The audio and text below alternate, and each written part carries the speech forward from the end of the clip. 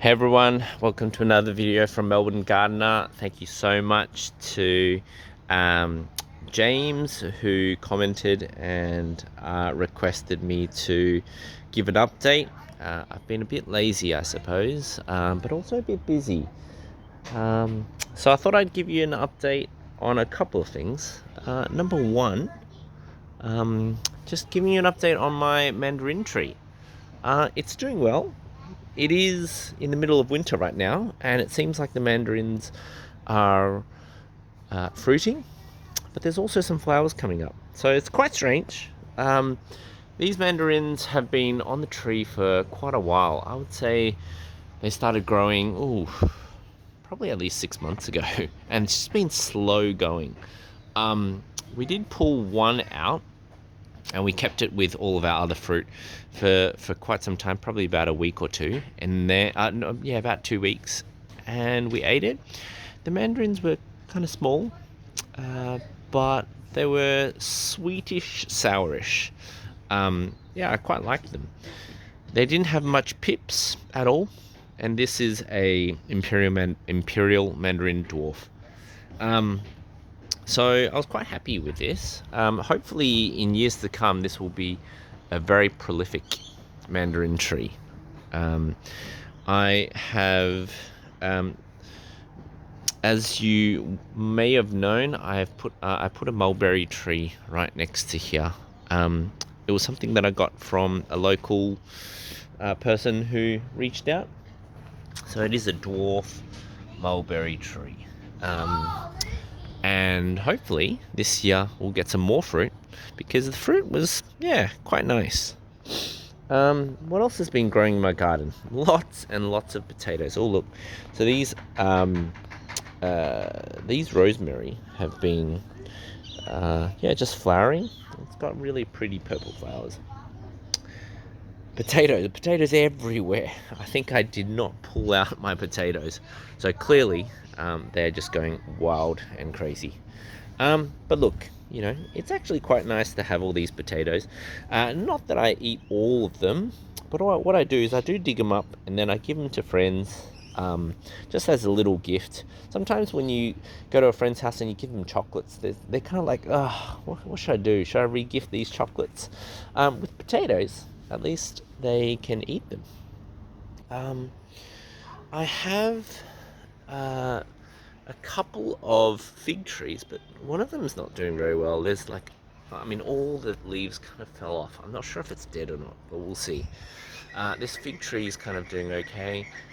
This thornless blackberry tree was very, very sour that first year, so hopefully this coming year it'll be okay. What I do find is that it gets nibbled a lot by all the possums and stuff, so we'll have to see.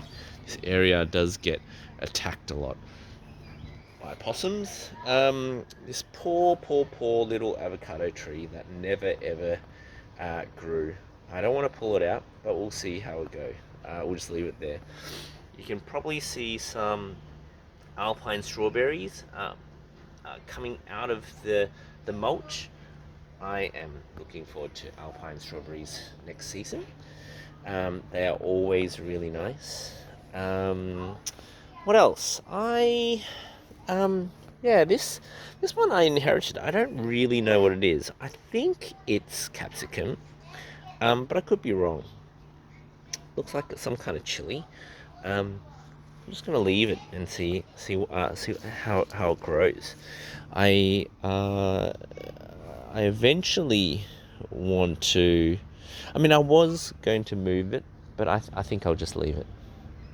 How are my ladies?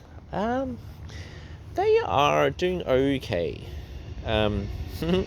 They are a bit trapped right now, so I've tried to lock them off a bit, because you probably would have seen my previous video, and I'm getting my stumps redone.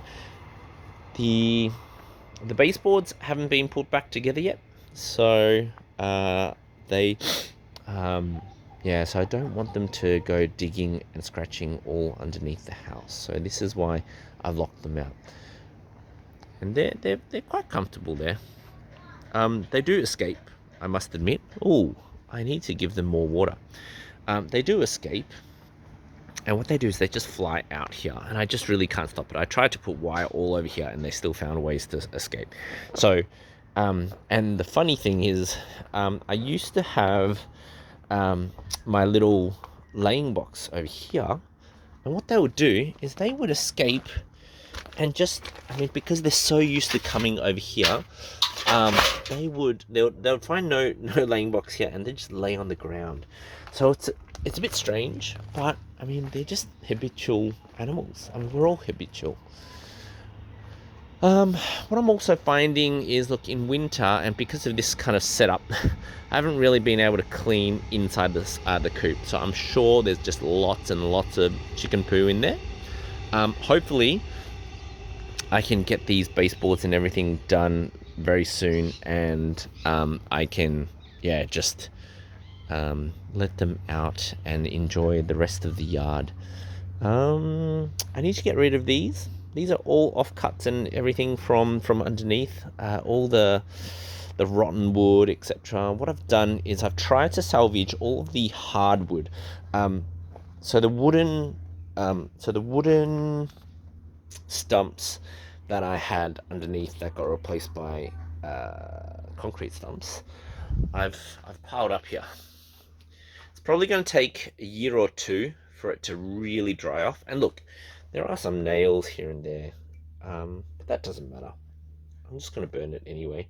And whatever falls down, whatever doesn't get burnt off, I'm just going to scoop it up and maybe chuck it into the or I might filter it out a bit and chuck it into the garden. So that's a bit of an update from me. So very busy with things. As you can tell, or actually, you probably can't tell. So I've been trying to put some crushed rock here. I had some leftover of these little mini kind of screening rocks, and then I picked up some gravel from some local person on Gumtree. The idea is to try and not look. I mean, as they dug out stuff underneath the house, they did make this path quite muddy, as you can tell. What I've been trying to do is remove some of that and maybe pack it underneath or whatnot, and then I want to lay some crushed rock. Look, it's not going to stay nice and clean like this. As soon as I and it really depends whether I let my chickens, whether I put a little door here or I let my chickens just roam around. I mean, they do like to hang out there, so I don't want to restrict them too much, but we'll see. I'm 50-50 right now. I just really don't know. I might just let them roam all the way here and then just have access to this little shade bit. Or I might put a little door here. Time will tell. But for now, lots of cleaning up to do. I don't know what to do with this wood pile. If you do have any suggestions, let me know. I'm thinking an outdoor fireplace, but yeah, I mean, it's really, really, really wet wood, so I don't think that would work either. I may just leave it in a pile and slowly get rid of it in my red bin. But yeah, that's kind of my update. Thanks so much for tuning in. Thanks so much for being part of the channel. I know that not everyone has the luxury to have a backyard like mine, and I'm very grateful. Very thankful for all the limited viewers that I have. Hey, I've got 400 subscribers. That's more than I had when I started. And I just really wanted to share how a very simple person living in Melbourne can keep chickens and do bits and pieces around the garden.